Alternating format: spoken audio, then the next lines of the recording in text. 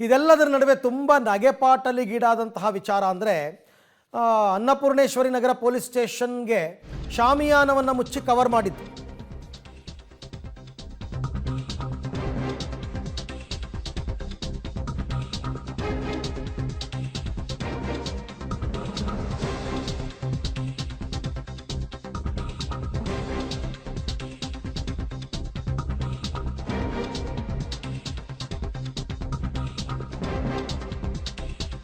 Okay, Annapoorneshwari ನಗರ police station ಕಂಪ್ಲೀಟಾಗಿ ಶಾಮಿಯಾನದಿಂದ cover ಮಾಡಿದ್ದಾರೆ. ಮತ್ತು ಸಾರ್ವಜನಿಕರಿಗೆ ಒಳಗಡೆ ಬಿಡ್ತಾ ಇಲ್ಲ ಅಂತಕ್ಕಂಥ ಮಾಹಿತಿ. ಯಾರೋ ಒಬ್ಬರು ಪಾಸ್ಪೋರ್ಟ್ ವೆರಿಫಿಕೇಷನ್ಗೆ ಬಂದವ್ರನ್ನ ಒಳಗೆ ಬಿಟ್ಟಿಲ್ಲ, ಇನ್ಯಾರೋ ಒಬ್ಬರು ದೂರು ಕೊಡೋದಕ್ಕೆ ಬಂದರೆ ಒಳಗೆ ಬಿಟ್ಟಿಲ್ಲ. ಬಟ್ ಇದೇ ಪ್ರಶ್ನೆ ಇರ್ತಕ್ಕಂಥದ್ದು, ನೀವೇನಾದ್ರು VIP ಟ್ರೀಟ್ಮೆಂಟ್ ಕೊಡ್ತಾ ಇದ್ದೀರಾ? ನೀವು ಕೊಡ್ತಕ್ಕಂಥ VIP ಟ್ರೀಟ್ಮೆಂಟ್ ಮಾಧ್ಯಮದವ್ರಿಗೆ ಗೊತ್ತಾಗಬಾರ್ದು ಅನ್ನೋ ಕಾರಣಕ್ಕೋಸ್ಕರನೇ ಇವಾಗ ನೀವು ಶಾಮಿಯಾನವನ್ನು ಹಾಕಿರೋದು. ಇಲ್ಲಿ ತನಕ ಯಾತಕ್ಕೋಸ್ಕರ ಶಾಮಿಯಾನ ಹಾಕಿದ್ದೀವಿ ಅಂತ ಯಾರೂ ಸ್ಪಷ್ಟೀಕರಣ ಕೊಟ್ಟಿಲ್ಲ. ಹೋಮ್ ಮಿನಿಸ್ಟರ್ ಕೂಡ ಯಾಕೆ ಶಾಮಿಯಾನ, ಏನು ಭದ್ರತೆ, ಶಾಮಿಯಾನ ಹಾಕೋದ್ರಿಂದ ಪೊಲೀಸ್ ಸ್ಟೇಷನ್ಗೆ ಭದ್ರತೆ ಹೆಂಗೆ ಸಿಗುತ್ತೆ ನಂಗೆ ಗೊತ್ತಿಲ್ಲ. ಸೊ ಈಗ ಒಳಗಡೆ ಏನೇನು ನಡೆಯುತ್ತೆ ಅಂತಕ್ಕಂಥದ್ದೆಲ್ಲ ಇವರು ಚಿತ್ರೀಕರಣ ಮಾಡ್ತಾರೆ ಅನ್ನೋ ಕಾರಣಕ್ಕೆ ಶಾಮಿಯಾನ ಹಾಕಿದ್ದಾರೆ ಅಂತಲೇ ನಾವು ಅನ್ಕೋತೀವಿ. ನೀವು ಅವರಿಗೆ VIP ಟ್ರೀಟ್ಮೆಂಟ್ ಕೊಡ್ತಾ ಇದ್ದೀರಾ ಅಂತಲೇ ಅನ್ಕೋತೀವಿ. ಇಲ್ಲ ಅಂದರೆ ಯಾಕೆ ಎಲ್ಲ ಕವರ್ ಮಾಡಬೇಕಾಗಿತ್ತು? ಹಾಗೇನೂ ಇಲ್ಲ. ಒಂದು ಇಡೀ ಪೊಲೀಸ್ ಸ್ಟೇಷನ್ನ ಒಬ್ಬ ವ್ಯಕ್ತಿಗೋಸ್ಕರ ರಿಸರ್ವ್ ಮಾಡಿಡ್ತೀರಾ? ಆ ರೀತಿ ಮಾಡೋಕ್ಕಾಗತ್ತಾ?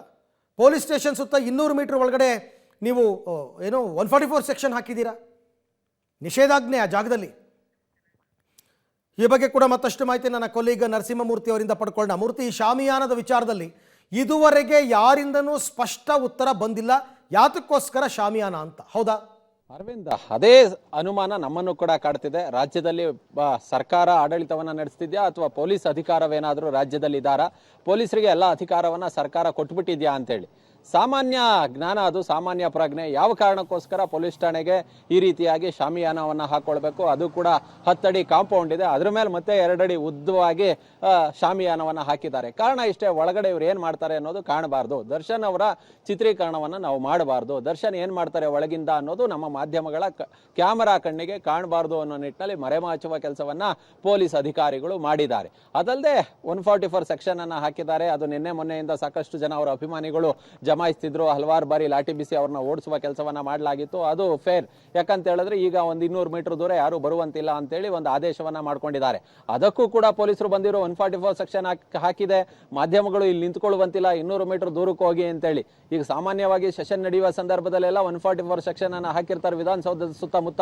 ಹಾಗಂತ ಮಾಧ್ಯಮದವ್ರನ್ನ ವಿಧಾನಸೌಧದಿಂದ ಆಚೆಗೆ ಕಳಿಸ್ಬಿಡ್ತಾರ ಅನ್ನೋ ನಿಟ್ಟಿನಲ್ಲಿ ನಾವು ಕೂಡ ಪ್ರಶ್ನೆಯನ್ನ ಪೊಲೀಸರಿಗೆ ಮಾಡಿದೋ. ಆ ಮುಖಾಂತರ ಒಂದಷ್ಟು ವಾಗ್ವಾದ ಆಯ್ತು. ಇಲ್ಲ ನಮ್ಗೆ ಗೊತ್ತಿಲ್ಲ, ನೀವು ಹೊರಗೆ ನಡೀರಿ ಅನ್ನೋ ಲೆಕ್ಕಕ್ಕೆ ಕುಳಿತಿದ್ರೆ. ಯಾವುದೇ ಕಾರಣಕ್ಕೂ ಪೊಲೀಸ್ ಠಾಣೆಯನ್ನು ಬಿಟ್ಟು ಹೊರಗಡೆ ಹೋಗೋದಿಲ್ಲ, ನಾವು ಪೊಲೀಸ್ ಠಾಣೆ ಹೊರಗಡೆ ಇದ್ದೀವಿ, ಇಲ್ಲಿಂದ ಆಚೆಗೆ ಹೋಗೋದಿಲ್ಲ. ನೀವು ಅರೆಸ್ಟ್ ಮಾಡಿದ್ರೆ ಸರಿ, ಅದೇ ಮಾಡ್ತೀರಾ ಮಾಡಿ ಅನ್ನೋ ಲೆಕ್ಕಕ್ಕೆ ನಾವು ಕೂಡ ಕುಳಿತುಕೊಳ್ಬೇಕಾಯ್ತು. ಅದಾದ ಬಳಿಕ ಅದೇನು ಅನಿಸ್ತೋ ಏನೋ ಸುಮ್ಮನಾದ್ರು ಪೊಲೀಸರು. ಆದರೆ ಒಂದಂತೂ ಸತ್ಯ, ಇಲ್ಲಿ ಶಾಮಿಯಾನವನ್ನು ಹಾಕಿ ಪೊಲೀಸರು ದರ್ಶನ್ ಒಳಗೆ ಏನು ಮಾಡ್ತಿದ್ದಾರೆ, ಏನು ಎತ್ತ ಅನ್ನೋದನ್ನ ಮರೆಮಾಚಬೇಕು. ಅವರ ವಿಜುವಲ್ಸ್ ಏನಿದೆ, ಅವರ ದರ್ಶನ ಏನಿದೆ, ಅದನ್ನ ಮಾಧ್ಯಮಗಳ ಕಣ್ಣಿಗೆ ಕಾಣಿಸಬಾರ್ದು ಅನ್ನೋ ನಿಟ್ಟಿನಲ್ಲಿ ಒಂದಷ್ಟು ಮರೆಮಾಚಿರೋದಂತೂ ಸತ್ಯ. ಈ ಸಂಬಂಧ ಎಲ್ಲೂ ಕೂಡ ರಾಜ್ಯದಲ್ಲಿ ಈ ರೀತಿಯಾಗಿ ಸಾಮಾನ್ಯವಾಗಿ ಸಾಕಷ್ಟು ಕೊಲೆ ಪ್ರಕರಣಗಳು ನಡೆದಿದ್ದಾವೆ. ರಾಜ್ಯದಲ್ಲಿ ಆರೋಪಿಗಳನ್ನ ಕರ್ಕೊಂಡು ಬಂದು ಇಟ್ಕೊಂಡಿದ್ದಾರೆ. ಅದಾದ ಬಳಿಕ ಕಸ್ಟಡಿಯಲ್ಲಿ ಒಂದಷ್ಟು ವಿಚಾರಣೆಗಳನ್ನು ನಡೆಸಿದ್ದಾರೆ, ಕರ್ಕೊಂಡೋಗಿದ್ದಾರೆ. ನಾವು ಅವೆಲ್ಲವನ್ನ ಕೂಡ ಶೂಟ್ ಮಾಡಿದ್ದೀವಿ. ನಾವು ಯಾರು ಸ್ಟೇಷನ್ನ ಒಳಭಾಗಕ್ಕೆ ಹೋಗಿ ಇವ್ರು ಏನು ಮಾಡ್ತಾವ್ರೆ, ಯಾವ ತನಿಖೆ ಮಾಡ್ತಾವ್ರೆ ಅಂತೇಳಿ ಅವ್ರ ಮುಂದೆ ಹೋಗಿ ಕ್ಯಾಮ್ರಾವನ್ನ ಇಟ್ಟಿದ್ದಂತ ಯಾವುದೋ ನಿದರ್ಶನಗಳು ಇಲ್ಲ.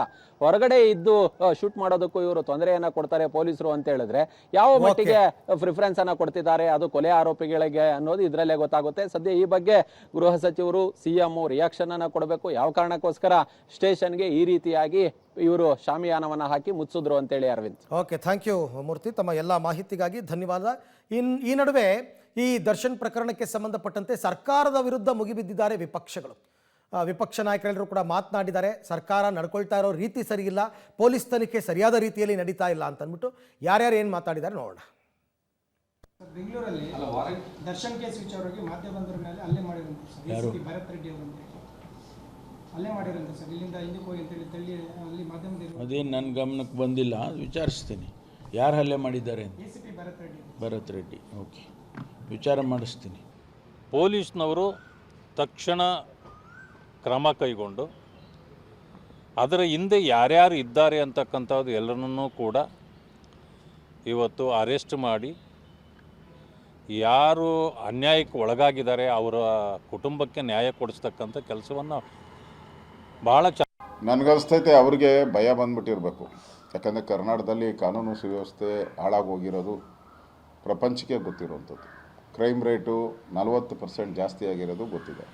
ಮೊನ್ನೆ ಕೂಡ ದಾವಣಗೆರೆಯಲ್ಲಿ ಪೊಲೀಸ್ ಸ್ಟೇಷನ್ಗೆ ನುಗ್ಗಿ ಪೊಲೀಸರು ಕಾರ್ನೆಲ್ಲ ಹೊಡೆದಾಕಿದ್ದಾರೆ. ಇದೇ RR ನಗರದಲ್ಲಿ ಮೂವರು ಮುಸ್ಲಿಂ ಮಹಿಳೆಯರು ಹೋಗಿ ಅಲ್ಲಿನ ಲೇಡಿ ಸಬ್ ಇನ್ಸ್ಪೆಕ್ಟ್ರೆ ಕಪ್ಪಾಳ ಮೋಕ್ಷನೂ ಕೂಡ ಮಾಡಿದ್ದಾರೆ. ಅದಕ್ಕೋಸ್ಕರ ನನಗನ್ಸ್ತೈತೆ ಕಾನೂನು